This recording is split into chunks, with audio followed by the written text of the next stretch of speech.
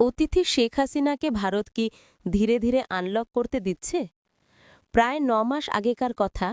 ঢাকায় শেখ মুজিবের বাসভবন ৩২ নম্বর ধানমন্ডি ভাঙচুরের পর বাংলাদেশ সরকার একটি বিবৃতি দিয়ে অভিযোগ করে, ভারতে অবস্থানরত শেখ হাসিনাই সোশ্যাল মিডিয়াতে লাগাতার মিথ্যা এবং উস্কানিমূলক বক্তব্য দিয়ে পরিস্থিতিকে অস্থিতিশীল করে তুলতে চাইছেন এবং ভারতের উচিত তার মুখে রাশ টেনে ধরা। ঢাকায় নিযুক্ত ভারতীয় রাষ্ট্রদূতকে তলব করে জানানো হয় আনুষ্ঠানিক প্রতিবাদও।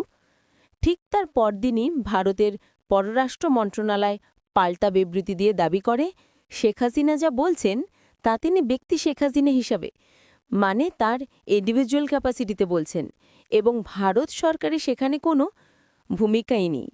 ভারতকে নেতিবাচক দৃষ্টিতে তুলে ধরলে বা বাংলাদেশের অভ্যন্তরীণ প্রশাসনিক ব্যর্থতার জন্য ভারতকে দায়ী করলে তা যে দ্বিপাক্ষিক সম্পর্কের জন্য সহায়ক হবে না মনে করিয়ে দেওয়া হয় সেটাও। যথারীতি পাল্টা তলব করা হয় দিল্লিতে বাংলাদেশের ভারপ্রাপ্ত হাইকমিশনারকেও। আসলে গত ১৬ বছর ধরে ভারতের আশ্রয় এবং আতিথেয়তায় থাকা সাবেক প্রধানমন্ত্রী শেখ হাসিনাকে আদৌ প্রকাশ্যে মুখ খুলতে দেওয়া উচিত কিনা তা নিয়ে দিল্লি ও ঢাকার মধ্যে যে পরিমাণ তিক্ততা তৈরি হয়েছে তা এক কথায় নজিরবিহীন। এমনকি বিষয়টা নিয়ে কথাবার্তা হয়েছে বাংলাদেশের প্রধান উপদেষ্টা মোহাম্মদ ইউনূস ও ভারতের প্রধানমন্ত্রী নরেন্দ্র মোদীর মধ্যে।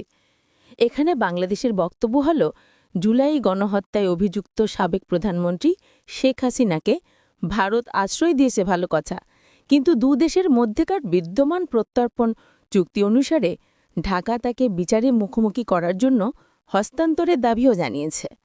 এখন সেটার কোনো নিষ্পত্তি হওয়ার আগে যদি ভারত তাকে প্রকাশ্যে মুখ খুলতে দেয় এবং তিনি তার বক্তব্যের মাধ্যমে দলীয় নেতাকর্মীদের উস্কানি দিয়ে বাংলাদেশের অস্থিরতা তৈরি করতে চান, তাহলে সেটা কিছুতেই গ্রহণযোগ্য হতে পারে না। ততদিনে বাংলাদেশের সাবেক প্রধানমন্ত্রী অনলাইনে আওয়ামী লীগ নেতাকর্মীদের উদ্দেশ্যে নিয়মিতই ভাষণ দিতে শুরু করেছেন, কখনো সেটা রেকর্ডেড, কখনো